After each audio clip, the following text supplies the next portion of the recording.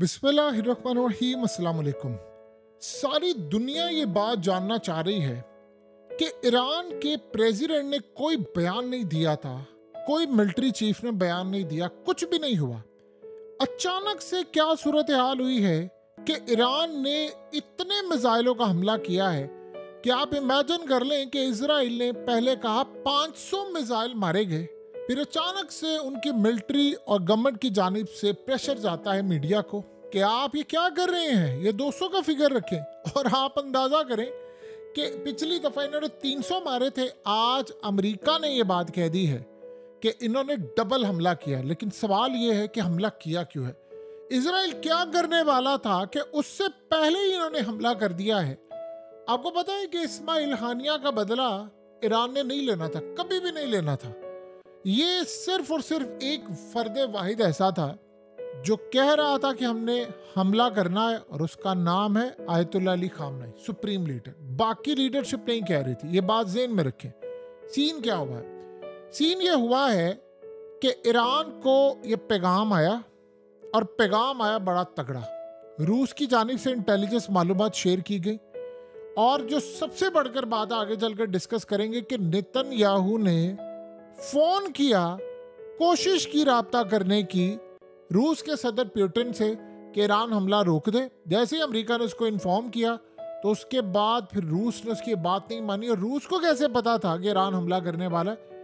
क्योंकि असल कहानी ये है कि रूस के पास इंटेलिजेंस मालूमात थी कि ये आयतुल्लाह अली खामनेई को मारने के लिए जा रहे हैं, ईरान की न्यूक्लियर फैसिलिटीज को तबाह करने जा रहे हैं, उसकी ऑयल फील्ड्स को तबाह करने जा रहे हैं, गैस फील्ड को तबाह करने जा रहे हैं, और ईरान के कुछ मिलिट्री के टॉप लोगों को मारने के लिए जा रहे हैं। प्रेसिडेंट शामिल नहीं है।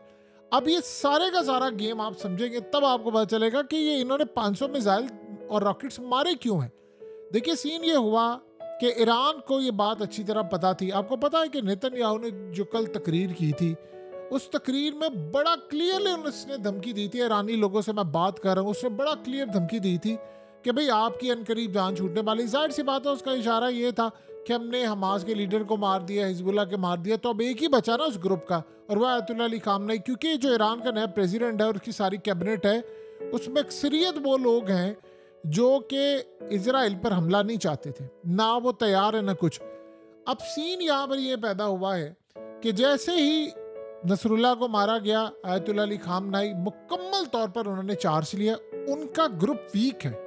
लेकिन इस सारी सूरत हाल में जब रूस के कल प्राइम मिनिस्टर आते हैं और वो आकर ईरान के प्रेसिडेंट से मुलाकात करते हैं, वहाँ पर आयतुल्लाह अली खामनेई के बारे में उनको पैगाम दिया जाता है और उनसे पूछा जाता है कि आपकी सूरत हाल क्या है। बताया ये जाता है कि आपको मारने के लिए आ रहे हैं, और यानी आयतुल्लाह अली खामनेई को मारने की पूरी तैयारी हो चुकी है।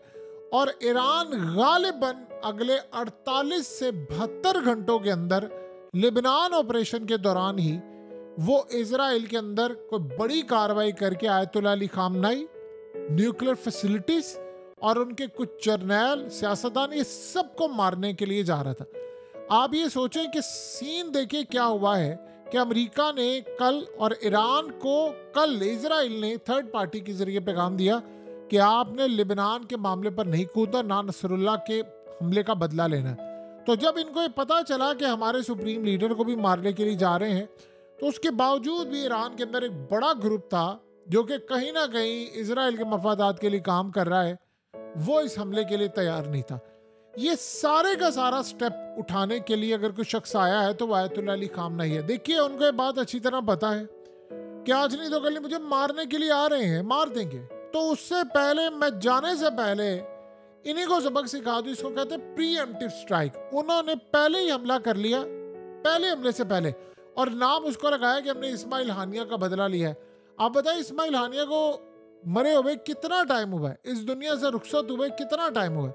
उस बेचारे ने अपनी जिंदगी की जो स्ट्रगल की है उसको तो इन्होंने मार दिया है। अब इस सूरत हाल में उसका बदला जो ये लिया, अब उनको पता था कि हसन नसरुल्लाह असल में बच्चों की तरह है, यानी आयतुल्लाह अली खामनेई के बच्चों की तरह वो उनको ट्रीट करते रहे हैं। और इस सूरत हाल में जो उनके साथ मामला हुआ, उनको पता था बगला मेरी से जान छुड़वाने वाले हैं। तो रूस ने असल में जो काम किया, उन्होंने इनको इन्फॉर्म किया, ये करने के लिए जा रहे थे ईरान के ऊपर स्ट्राइक। और उसमें गालिबन ये भी था कि इनकी न्यूक्लियर फैसिलिटीज को भी तबाह करें। रूस ने भी इनको इन्फॉर्म किया, इनके पास खुद भी इंटेलिजेंस थी, तो तब इन्होंने फैसला किया कि हमने हमला करना है। लेकिन इस हमले के अंदर जो सिर्फ मेन बड़ा किरदार था वो आयतुल्ला अली खामनेई का। ना इन्होंने अमेरिका को इन्फॉर्म किया, आपको पता है अमेरिका के तोते उड़ गए। ये इतना बड़ा हमला था, उनके पैरों तले जमीन नहीं सिरकी, पूरा का पूरा वजूद सिरक गया है, पूरी कायनात सिरक गई है। उनको समझ ही नहीं आ रही कि यार हमारे साथ हुआ क्या। आप ये सोचे अजीबो गरीब बात हुई, अभी तक समझ नहीं आ रही कि इन्होंने एक तो हाइपरसोनिक मिसाइल इस्तेमाल की है, दूसरा वो 5 से 6 मिनट के अंदर पहुंचे हैं। अब इन्होंने प्लान ये किया कि उससे पहले ये मारने के लिए आ रहे थे आयतुल्ला अली खामनेई को, जो नेतन्याहू ने अपनी तकरीर में कहा। आपको पता है कि नसरुल्लाह को मारने से तकरीबन कोई 8 दिन पहले इनके वजीर ने बयान दिया कि हमारे पास हसन नसरुल्लाह की सारी लोकेशन है, हम किसी भी वक्त इसको मार देंगे, जब चाहेंगे मारेंगे। उसके 8 दिन के बाद इन्होंने मार दिया। एग्जैक्टली यही काम नेतन्याहू ने किया। इस दफा इन्होंने रीडिंग कर ली टाइम के ऊपर। अब सीन ये हुआ कि जब इन्होंने रीडिंग कर ली तो आयतुल्ला अली खामनेई और रूस का भी यही ख्याल था कि आप हमला करें। उसकी वजह क्या है? नेतन्याहू को जब अमेरिका ने आज इन्फॉर्म किया, और गालिबन ये 2 चीजें भी सामने आ रही है मीडिया के अंदर कि जो नेतन्याहू बंकर में छुपा हुआ था, वो जी हमला हुआ जब चला गया, असल खबर है वो बाहर गया था मुल्क के, और आप सोचे कल आ जाएगा वो वापस, लेकिन ये दुनिया को बताएंगे कि नहीं वो शेल्टर्स के नीचे था, अमेरिका ने उसको निकाला है वहां से। वही तो है। देखिए एक नेतन्याहू अगर ये जंगबंदी हो जाए तो उसकी तो सारी सियासत दफन हो जाएगी। तो इस सारी सूरत हाल के अंदर रूस से इन्होंने किया राब्ता, क्योंकि इनका ख्याल ये है कि रूस सारी सपोर्ट इनको कर रहा है, सब कुछ कर रहा है, और रूस ही ने अपना प्राइम मिनिस्टर भेजा। इन्होंने रूस से राब्ता करने की कोशिश की, वहां से राब्ता नहीं हुआ, यानी उन्होंने जवाब नहीं दिया। इसका ये क्लियर मतलब था कि रूस इस स्ट्राइक को चाहता है। रूस की मर्जी शामिल थी कि ईरान इसमें स्ट्राइक करे, क्योंकि उनको ये बात अच्छी तरह पता। देखिए पुतिन को ये बात बड़ी अच्छी तरह पता है कि मैंने ये जो सारे के सारे यानी जो सीन बनाया है, अब जरा समझे इस बात को। रूस ने ये सारी की सारी जो सूरत हाल है मिडिल ईस्ट के अंदर, लिबनान को मिसाइल देना, यमन के हौसियों को P-800 देना, ईरान को मिसाइल देना, S-400 देना, ईरान को सब कुछ देना, ये जो रूस ने दिया है, ये आपको क्या लगता है पज़ेश्कियान के कहने पर दिया जो ईरान का प्रेसिडेंट है, या उन्होंने इनके फॉरेन मिनिस्टर के कहने पर दिया? आयतुल्ला अली खामनेई के मुंह को दिया है उन्होंने। वही तो डील करे, एस्टैब्लिशमेंट तो वही है। वो अलग बात है कि उनका ग्रुप अब वीक है, फिर भी उन्होंने स्ट्राइक करवा दी। तो उन्होंने सारा कुछ देने के बाद कि भाई अगर आपने इस सारी जंग में पार्टिसिपेट नहीं करना तो फिर बताएं शाम के अंदर। उन्होंने आपको पता है कि आज क्या कहा? इजराइल की फौजें लिबनान में खाली दाखिल हो रही थी, शाम में भी दाखिल हो रही थी, वहां से रूस सामने खड़ा है। तो रूस को तो ईरान इस पूरे रीजन के अंदर लाइए। जब आपको पता है शाम के अंदर इजराइल टेक ओवर करने वाला था, तो पुतिन को किसने कहा था? ईरान ने कहा था। आयतुल्ला अली खामनेई ने रिक्वेस्ट की थी कि भाई आप आए यहाँ पर, अगर अमेरिका आ गया तो ये तो हमारे हाथ से निकल जाएगा, क्योंकि उस वक्त ईरान को प्रॉक्सी के साथ एक अपनी जरूरत थी।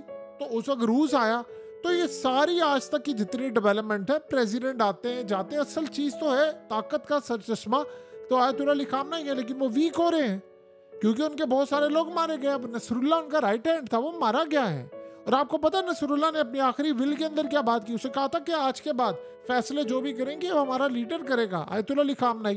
तो रूस ये चाह रहा था कि इजराइल स्ट्राइक करे, नहीं तो वो ये मार देंगे। अगर इसको मार दिया तो फिर ईरान के अंदर वो लीडरशिप है जो रूस के साथ हो सकता है कल को जंग न लड़े। तो उन्होंने कहा कि भाई अब इस सारी सूरत हाल में ये सारी कैलकुलेशन, देखिए 2 चीजें हो रही थी।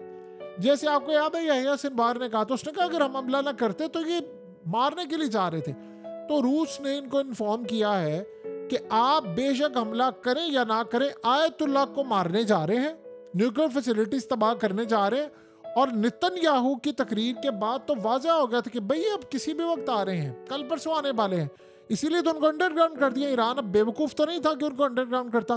तो तब ये फैसला हुआ है, तो उन्होंने पूरी तरह ऑर्डर जारी कर दिया है कि भाई नहीं अब हमला करेंगे, जो मर्जी हो जाए। रूस उनको बताया कि आपको कितनी तबाही का शिकार ये करने वाले, पूरा रिजीम चेंज करने वाले हैं ईरान के अंदर, अवाम को भी सड़कों पर लाने का प्लान था, वो आसानी से कर लेते हैं। तो उन्होंने तब फैसला किया कि नहीं हमला करना। और इस दफा ईरान की कामयाबी जानते हैं क्या है? इन्होंने भिनक नहीं पड़ने दी। फिर भी करीबन 1.5-2 घंटे पहले पता चल गया था अमेरिका को कि ईरान हमला करने वाला है। इतना छुपाने के बावजूद इससे आप अंदाजा लगा लें के टॉप लेवल की क़यादत को पता होने के बावजूद ये खबर बाहर आनी नहीं चाहती। 2 घंटे पहले उसने कहा 12 घंटे में हमला होने वाला तुम पर, और लोगों ने इसको सीरियस नहीं लिया, किसी ने भी नहीं लिया कि यार ये कहाँ पर होना है। तो आप देखिए वो हमला, इसका मतलब है कि उनके पास अभी भी ईरान के अंदर से बैठे उनके मुखबिरों ने खबर दी, चाहे 1.5-2 घंटे पहले से। फिर भी आपको पता है इसराइल ने आगे क्या जवाब दिया? इसराइल ने आगे जवाब दिया कि हमारे पास ऐसी कोई इंटेलिजेंस नहीं है कि ईरान हमला करे, लिहाजा हम पैनिक में नहीं है। उन्होंने हमला कर दिया, और हमले के बाद उन्होंने इतना हमला किया कि आयरन डोम की बैटरी, पंजाबी में जो कहते हैं, सूख गई थी। यानी वो इतना कंज्यूम हो गई उनकी बैटरीज, क्योंकि इन्होंने मिसाइल मारे, उन्होंने सब कुछ लगा दिया। उसको 15 से 25 मिनट लगने थे एग्जैक्टली। उसके बाद उन्होंने फिर इनके 5 से 7 मिनट में हाइपरसोनिक को चीजें आई। उन्होंने जो हमला किया है इजराइल के, इतना नुकसान हुआ, अभी ये दुनिया को बता नहीं रहे।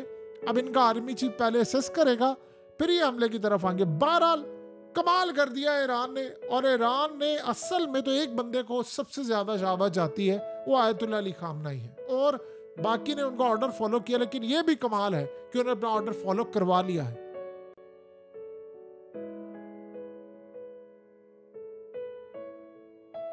हकीकत टीवी को सब्सक्राइब करना मत भूलें, वीडियो को लाइक करें, शेयर करें, और कमेंट सेक्शन में अपनी राय का इजहार जरूर करें।